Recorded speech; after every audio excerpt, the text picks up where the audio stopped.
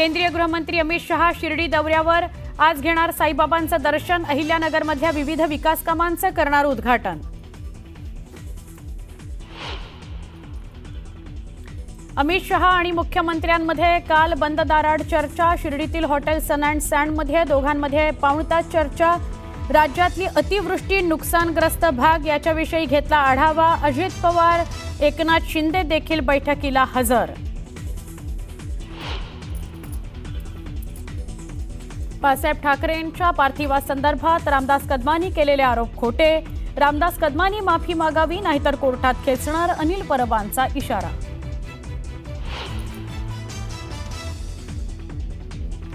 रामदास कदमांच्या बायकोनं जाळून घेतलं की जाळलं, अनिल परबांचा सवाल। तर रामदास कदम ठोकणार अनिल परबांवर मानहानीचा दावा। ओबीसी संघटनांसोबत सरकारची चर्चा। 2 सप्टेंबरचा GR रद्द करण्याची मागणी। 10 ऑक्टोबरच्या मोर्चावर ओबीसी नेते ठाम।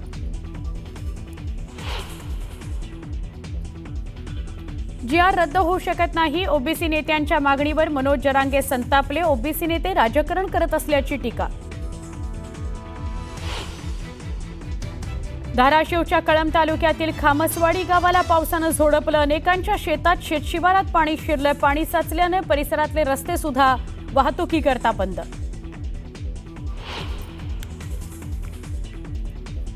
महिला विश्वकप सामन्यात आज भारत पाकिस्तान क्रिकेट टीम आमने सामने। श्रीलंकेच्या कोलंबोमध्ये खेळला जाणार महामुकाबला। दोन्ही संघ हस्तांदोलन करणार नाहीत।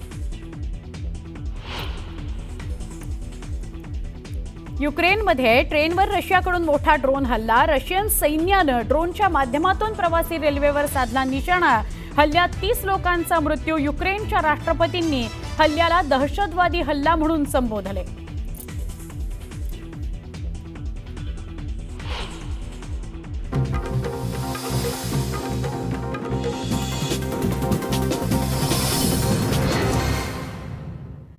जिल्ह्यातील माणगाव तालुक्यामध्ये पन्हाळघर झोरेवाडीमध्ये अचानक ढगफुटी सदृश्य पाऊस झाला। त्यामुळे इथले नदी नाले हे दुथडी भरून वाहत होते। नदी आणि ओढ्यांच्या पाणी पातळीमध्ये वाढ झाल्याने इथले ग्रामस्थ देखील भयभीत झाले।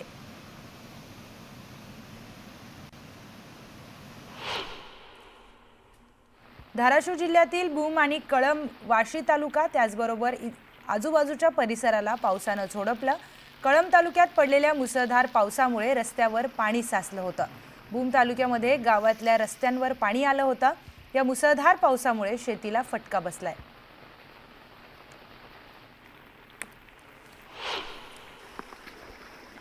धाराशिव जिल्ह्यातील कळंबा तालुक्यातील खामसवाडी गावात मुसळधार पाऊस पडला। मोहा, खामसवाडी, शिळका, धानोरा, मंगरुळ या भागामध्ये मुसळधार पाऊस पडला। या पावसामुळे अनेकांच्या शेतात पाणी शिरलं। पाणी साचल्याने काही भागातील रस्तेही बंद झाले। थेट जाऊयात आपले प्रतिनिधी बालाजी निरफळ यांच्याकडे। बालाजी, मोठ्या प्रमाणात पाऊस या भागामध्ये पडलाय, अनेकांच्या शेतात पाणी साचलंय, आत्ता काय परिस्थिती आहे?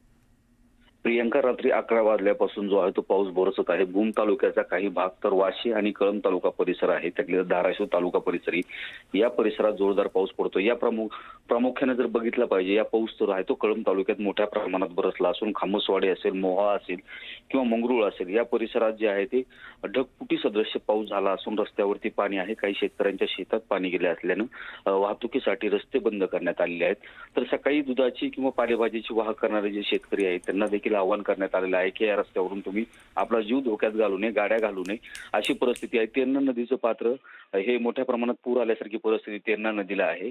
तर कळंब तालुक्यातील मांजरा नदी जी आहे त्या मांजरा नदीला देखील पाण्याची पातळी आता वाढत आहे। रात्री पाऊस झाल्यानं साहजिकच आहे तिची पाणी पातळी वाढणारच आहे। त्यामुळे इथे सुद्धा खबरदारी पूर नदीकाठच्या लोकांना देण्यात आलेली आहे प्रशासनाच्या वतीनं।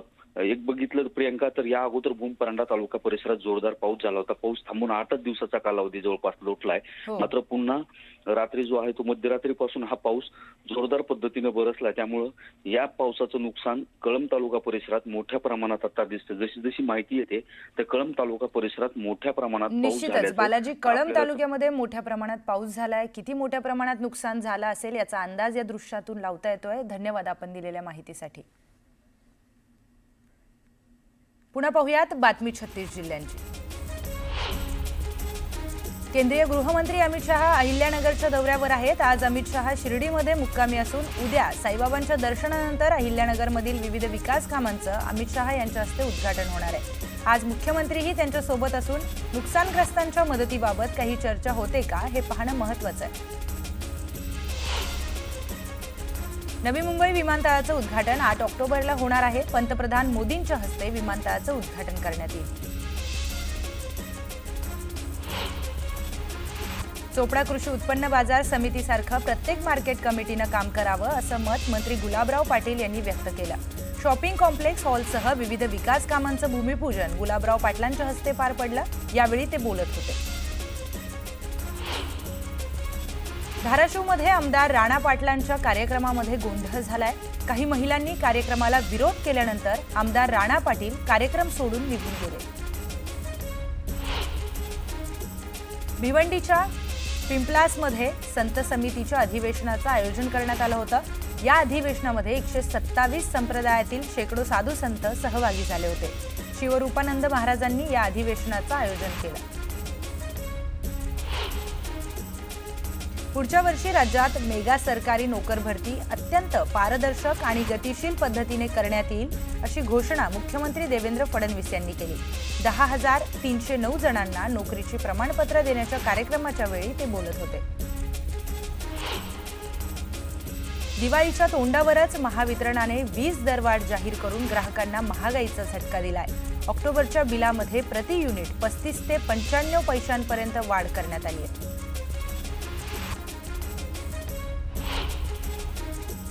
तर एक ब्रेकिंग न्यूज समोर येते। मीरा रोड येथील एका उच्चभ्रू सोसायटीमध्ये गरबा खेळत असताना अंडी फेकली असल्याचा धक्कादायक प्रकार समोर आलाय। जेपी नॉर्थ सिटी सोसायटीमध्ये ही घटना घडली होती। दरम्यान या सोसायटीला मंत्री नितेश राणेंनी भेट देत कडक इशारा दिलाय। हिंदूंना पुन्हा त्रास झाला तर थैथयाट होईल असा थेट इशारा नितेश राणेंनी दिलाय। माझ्या कुठल्याही समाजाला वाकड्या नजरेने बघितलं तर खूप त्रास होईल असं देखील राणे म्हणालेत। जिहादी लोक विसरलेत की ते हिंदू राष्ट्रात राहतात, इथे फक्त हिंदूंचं हित बघितलं जाणार अशा शब्दात राणेंनी संताप व्यक्त केलाय। हे जिहादी विसरले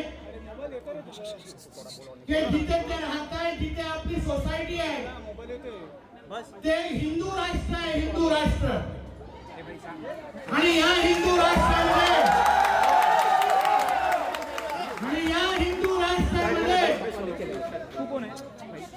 पहिला हिंदूंचं हित बघितलं जाणार, मग सगळ्या जणांना मोजलं जाणार आहे तरी लक्षात ठेवावा। शिक्षण विभागाने सुरू केलेल्या स्वच्छ व हरित विद्यालय रेटिंग योजनेअंतर्गत महानगरात महापालिकेच्या आणि उपसंचालक अंतर्गत 1040 शाळांनी 100% सर्वेक्षण पूर्ण केलेलं नाही। याबाबतचा अहवाल शिक्षण विभागाने नुकताच जाहीर केलाय। तर दुसरीकडे शाळांमध्ये विद्यार्थ्यांना शिकवण्यासाठी पुरेसा वेळ हवा, त्यासाठी पंधरवडा जाहीर करण्याची वेळ आल्याचं मुख्याध्यापकांनी सांगितलं। पालिकेने 4 शाळांचा पुनर्विकास करण्यासाठी धोरण आखलं आहे। त्यानुसार 10 मजल्यांच्या इमारती उभारण्यात येणार आहेत। यामध्ये अत्याधुनिक वर्ग आणि अन्य सुविधा, तर वरच्या मजल्यावर सभागृह, कौशल कक्ष आणि अंतर्गत खेळांसाठी सुविधा असणार आहेत। आर्थिक वर्षाच्या पहिल्या 6 महिन्यातच महापालिकेच्या कर निर्धारण आणि संकलन विभागाकडून जवळपास 3100 कोटींचा मालमत्ता कर संकलित करण्यात आला आहे। यंदा पालिकेने 7700 कोटींचा मालमत्ता कर संकलित करण्याचं उद्दिष्ट ठेवलंय। आता व्हॉट्सॲपद्वारे एलपीजी गॅस सिलेंडर बुक करण्याची सुविधा सुरू करण्यात आली आहे। त्यामुळे गृहिणींना दिलासा मिळालाय। कॉलद्वारेही सिलेंडर बुक करता येतो, परंतु अनेकदा कॉल कनेक्ट न होणं, नेटवर्क समस्या यामुळे सिलेंडर बुकिंग करताना अडथळा येतो। मात्र व्हॉट्सॲपद्वारे सहजपणे आता सिलेंडर बुक करता येणार आहे। नाशिक त्र्यंबकेश्वर सिंहस्थ कुंभमेळ्यासाठीची पायाभूत सुविधांची सर्व कामे दर्जेदार आणि गतीने पूर्ण करण्यात यावीत असे निर्देश मुख्यमंत्री देवेंद्र फडणवीस यांनी दिले। नाशिकमधील नवीन रिंग रोडचं काम कोणत्याही परिस्थितीत पूर्ण करावं, तसेच साधुग्राम टेंट सिटीसाठीही भूसंपादनाची कामेही गतीने पूर्ण करावीत असे निर्देश दिलेत। पुण्यातील लोहगाव परिसरामध्ये स्थानिक आमदार बापू पठारे आणि नागरिकांमध्ये मोठा वाद झाला। आमदार बापू पठारे यांनी त्यांच्या चालकाकडून स्थानिकांना मारहाण केल्याचा आरोप नागरिकांनी केलाय। भाजपच्या वतीने छत्रपती संभाजीनगर जिल्ह्यातल्या सिल्लोड इथे आमदार केणेकरांच्या उपस्थितीत व्यापारी मेळाव्याचं आयोजन करण्यात आलं होतं। जीएसटी कपातीमुळे कृषी उत्पादन, वस्त्रोद्योग त्याचबरोबर आरोग्य या क्षेत्रांचा फायदा झाल्याचं त्यांनी सांगितलं। ज्येष्ठ अभिनेते पद्मश्री अशोक सराफ यांना संगीत सूर्य केशवराव भोसले स्मृती पुरस्कार प्रदान करण्यात आलाय। कोल्हापूर अखिल भारतीय मराठी नाट्य परिषदेच्या वतीने हा पुरस्कार देण्यात आला।